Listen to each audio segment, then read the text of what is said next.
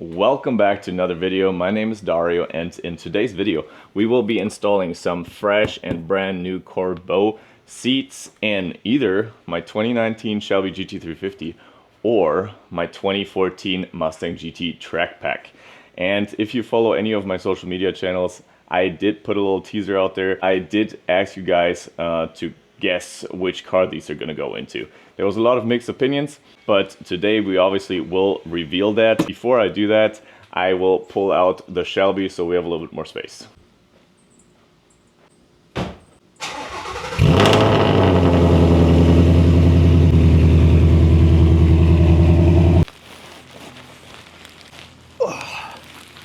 As you can see, I have not even fully unboxed them yet, so I'm just really excited about this. Keep these seats all nice and clean. Also, if I'm sweating like crazy, it's because it's like 90 degrees out. It's a really nice day, but not the best day to install seats.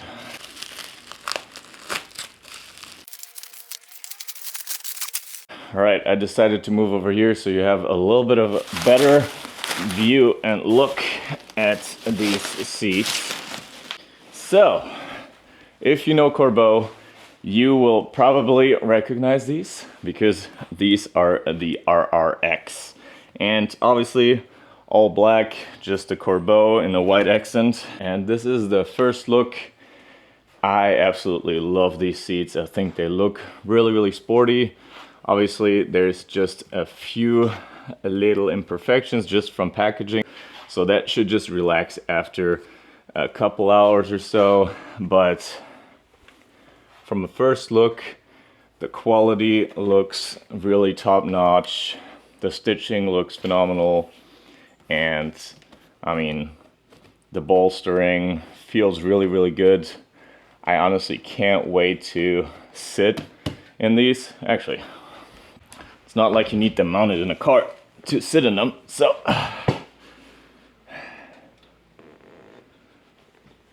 this is perfect. Oh yeah. Really good side bolstering. That's why I went with the RRX. I had a couple other options that I was looking at, but the side bolstering is really what sold me. These are really comfortable, and as a reference, I am about 6'3", and I weigh 190, 195 pounds depending on the day, but this is extremely comfortable right now.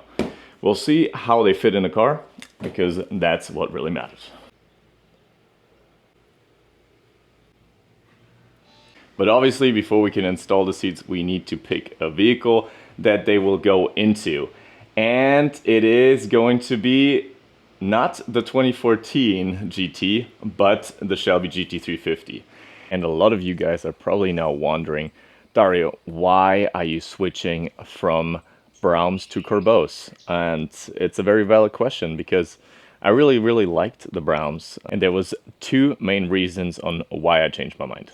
The first reason was that I actually met someone that works at Corbeau, and we got along really well. And you know, sometimes you make these kind of friendships and they meant for something bigger. And I was just really fortunate that he reached out to me after we met, and he told me that if I wanted to work with Corbeau, they would be super excited, and I could pick any seat off their website. I didn't even have to sign a contract whatsoever. We don't have, you know, any content requirements. And that's just, you know, something that in the industry, it's rather rare. Because a lot of times, you know, everybody just wants something in return of something else, right? I'm a true believer of making partnerships that, you know, go beyond just a product. I try to surround myself with brands that I truly stand behind, and Corbeau is definitely one of them. The second reason is because it was a very convenient timing as well. My Browns were acting up a little bit. I had some issues with the reclining function where, you know, it basically gave up on me. I had adjusted it multiple times the day before, so I think it just kind of got stuck somewhere, and then it just reclined as I was driving. Obviously, that is a little bit of a safety hazard there, so I reached out to Brown. they were going to replace the seat, but unfortunately they didn't have the exact same seat anymore. So I was kind of in a pickle anyway, so I was trying to figure out what I was going to do, and because I didn't want to have two separate, completely different looking seats. Then I met my contact from Corbeau. So that's kind of how that came together, and sometimes these kind of things are just meant to happen. But yeah, I mean, I'm not going to throw any shade on Braum. They're great seats. I just wanted to clarify this so you guys understand where I'm coming from. Here's my Braum seats. As I mentioned, this is the function. And I mean, it does wiggle a little bit, but it doesn't seem like it would just fly back. I think it was just something in this mechanism that malfunctioned. They seem to work fine, but I'd rather be on the safe side here. This is obviously gonna be a lot easier than the first time because I've done all of this before with the Braum seats. So I already know what to access, what I need to do, and I also have the harness from the OEM seats prepped. So this should be pretty straightforward. Just tilt the seat back and disconnect the wiring harness right here. Here's a side-to-side comparison between the Braums and the Corbeaus.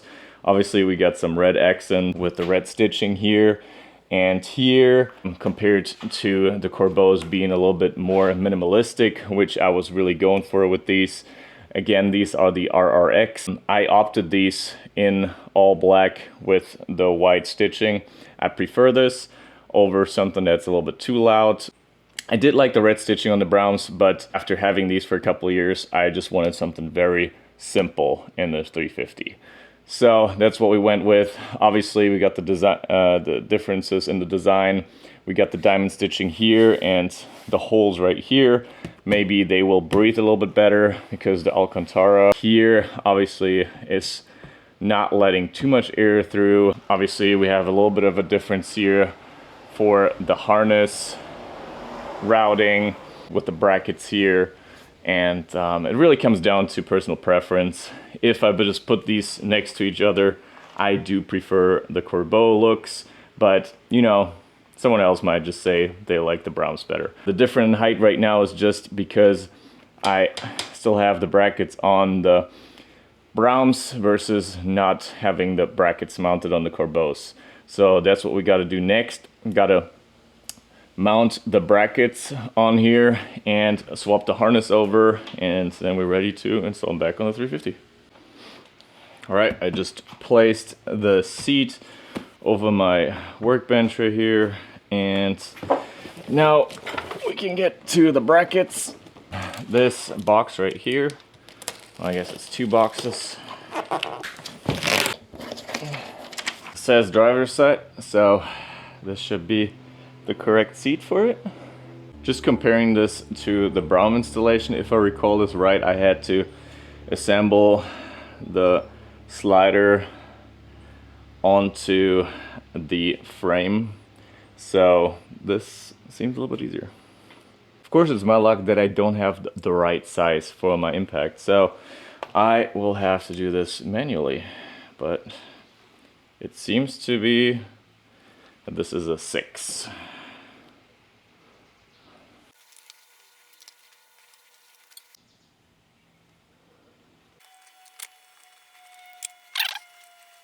What you will want to do is start with these holes up here. So this is the back side of the seat. Start with these holes. Don't tighten them fully, but start with them. And you can go ahead, push down on this and slide up. Then you will be able to access these bolts down here. There's one there and then one right there. And then obviously tighten these fully. And then when you're done, just slide this back down, tighten these fully, and that sets you up for success. Next up, you can see my beautiful mess of OEM harness. So what's really important is obviously the two main connectors, the seat positioning sensor, so the car knows where the seat is at. Then I have the resistors in here taped to the harness so that it mocks up the airbags from the OEM seats. And then obviously we also do have the stock seatbelt buckle. Now it's time to transfer all this onto here. Full disclaimer, if you're not OCD like me, you can obviously just skip that part and live with an airbag light in your car, but I like the peace of mind of just having that done right. So I just took off the seatbelt buckle from the Browns and moved them over to the Corbeaus. Now we go on to the wiring harness, and I'm going to try to tuck this as neat as possible again underneath the seat so that we will have zero issues. I ended up actually cutting off all the extra connectors to make it look a little bit cleaner and to have less, actual things underneath the seat that could get caught in the sliders or whatnot. Ideally, you have the patience to take the whole harness apart and just, figure out which wires you need for each specific function. But honestly, guys, I don't have the patience nor the time for this. So I just cut off all the electrical connections and then just put some electrical tape over them. Should be just fine. You might wonder, is it always chaotic when you install things like this? For me, yes. I mean, we'll figure it out. As a next step, we have to install the sight covers for the reclining mechanism. So these just come openly like this. This is obviously the mechanism. Now we just have to put the covers on. All right, installing this cover is pretty straightforward. You just kind of want to slide it on there. Then you have to tilt the lever out of the way here so you can access that one screw. And then we can put the plastic handle over it. Secure that too. So now it's finally time to put the driver's seat in the car and see if everything works.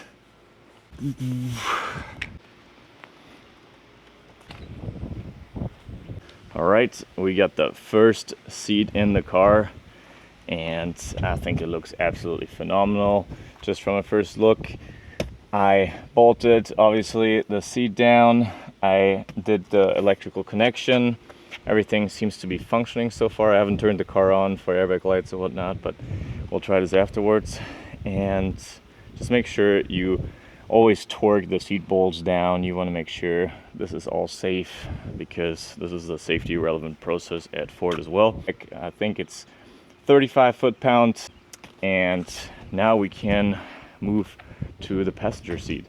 It will be basically the same process other than a seat bladder that needs to be moved from the brown seat over to the new Corbeau seat, but pretty self-explanatory. I'm gonna check in with you guys once that's done, and then we'll look at the final product. Not beautiful, but it works. Second seat in the car. And I am sure you guys can tell how drenched I am. I am completely soaked from, putting these seats in, but in the end, it's really not that difficult of an install. There's a little bit of things that you have to do and you have to prep right if you want, especially the airbag lights to come off and, actually have that peace of mind. And I have to say the Corbeaus were very, very straightforward with the install. Everything was very well explained. Everything fit perfectly. I didn't have a single issue with any of the brackets whatsoever. It's just make sure to follow the instructions to a T, otherwise you'll forget something and you'll have to go back. Yes, it happened to me too. However, these are exactly what I was looking for. This is really giving the car an OEM plus kind of look, and they are super solid. I gotta say, they feel really, really well, and I can't wait to take this for a spin. And obviously, one of the main reasons why I swapped was the adjuster. So let's test this out, but I already like that this is not a twist knob. This is obviously a little handle right here. This functions way, way better, I can already tell you, but I absolutely love how they look. Let me know in the comment section below what you guys think. if this is something you're interested in. But in my opinion, the RRX is the perfect upgrade for the Mustang platform. I think they just look perfect in this car and they will feel absolutely phenomenal. If it's 100 degrees outside, it's probably 120 in here, so let's do this quickly and see how the adjuster works. Oh yeah, that is extremely smooth. This is ideal. This is exactly what I was looking for. And let's see how, yep, that works very well too. Now I can't get forward anymore because I'm on a hill. All right guys, and since we just finished the install, let's take the Shelby just for a quick spin because I don't have too much time, but I'll give you first feedback on how those seats feel. And if you want a full driving review of them, just let me know in the comment section below and I'll film that up for you.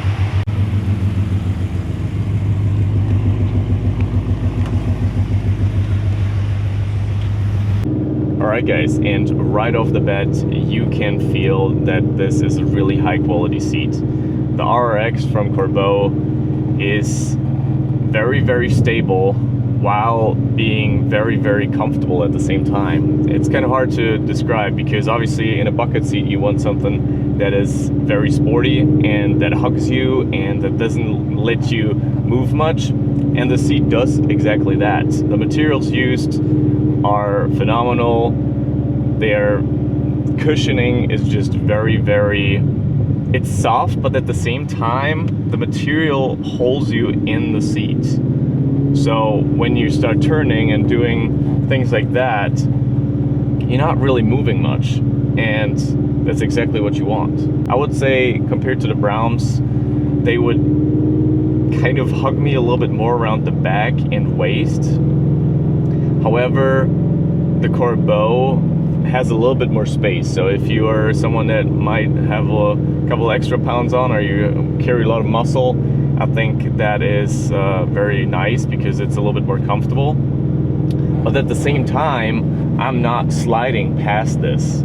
So I guess the best way to put this is there's less pressure on your back and your latissimus, and that is nice because that's providing more driving comfort. But at the same time, you have the same stability, if not even more.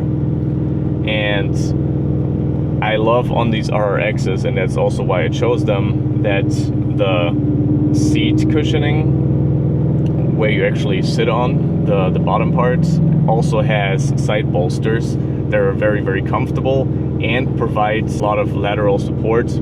So whenever you turn, your legs don't have to do the work for you, because you know, if you've ever driven some cars that don't have bucket seats or that don't have any performance kind of seat and you try to do sharp cornering, you will be all over the place, and especially your legs will hurt afterwards because you're trying to punch them into the door or the center console just to get some stability, and these seats will do that for you.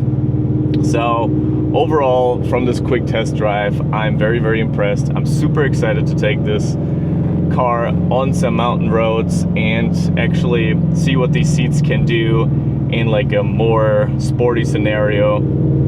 And if you guys are interested in that, please just let me know in the comment section below and I'll film that up too and give you guys some feedback of how this is perform on the mountain roads. Maybe we'll do some autocross. I definitely need to take the car to the track. So those scenarios will be where you can tell the huge difference, especially compared to the comfort seats from stock. I'm very happy with how this turned out. You guys, please let me know in the comment section below if this video provided you with some good information, if you like this kind of content. If you got any questions, just drop them in the comment section below and I'll answer all of them. And if you like this kind of content, please like and subscribe. It would really mean the world to me because you guys are always motivating me, and you're supporting the channel is really what drives me to continue to post. And yeah, so I really appreciate every single one of you guys. Thank you, and I'll see you in the next one.